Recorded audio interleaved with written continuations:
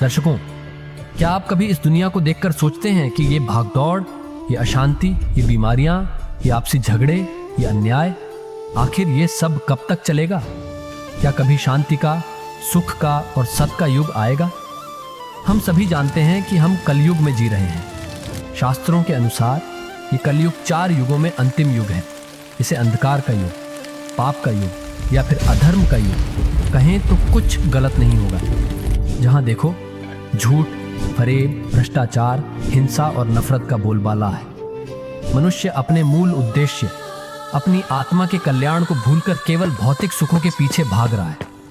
धर्म के नाम पर पाखंड और अज्ञानता फैली हुई है। सच्ची भक्ति, सच्चा ज्ञान खत्म हो चुका है। बीमारियां और प्राकृतिक आपदाएं बढ़ती जा रही हैं। इंसान इंसान का दुश्मन बन बैठा है।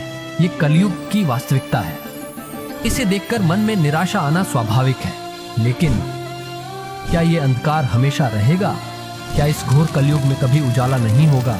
हमारे पवित्र सद्ग्रंथ, हमारे भविष्य वक्ता, हमारे संत महात्मा हमें एक अद्भुत संदेश देते हैं। एक ऐसी भविष्यवाणी करते हैं जो हमारे हृदयों को आशा और विश्वास से भर देती है। वो भविष्यवाणी है, कलयुग में सतयुग आने वाला है। जी हाँ, आपने सही सुना। इसी घोर कलयुग के बीच सतयुग का सूर्य उदय होने वाला है। वो स्वर्ण युग जिसकी हम कल्पना करते हैं, जहाँ सत्य, न्याय, प्रेम, शांति और भाईचारा होगा। जहाँ कोई दुखी नहीं होगा, कोई बीमार नहीं होगा, कोई गरीब नहीं होगा। जहाँ मनुष्य केवल परमात्मा की भक्ति में लीन रहेगा और अपने वास्तविक घर सतलोक को प्राप्त करेगा। अब आप सोच रहे होंगे कि ये कैसे संभव है? कलयुग के चरम पर सतयुग कैसे आ सकता है? ये तो प्रकृति के नियम के विरुद्ध लगता है। बिल्कुल, ये सवाल उठना लाजमी है, लेकिन इसका जवाब भी हमारे ही महान ग्रंथों में, हमारे ही संतों की वाणियों में छुपा है। इसका जवाब छुपा है उस परम सत्ता, उस पूर्ण परमात्मा कबीर साहिब की अद्भुत लीला में।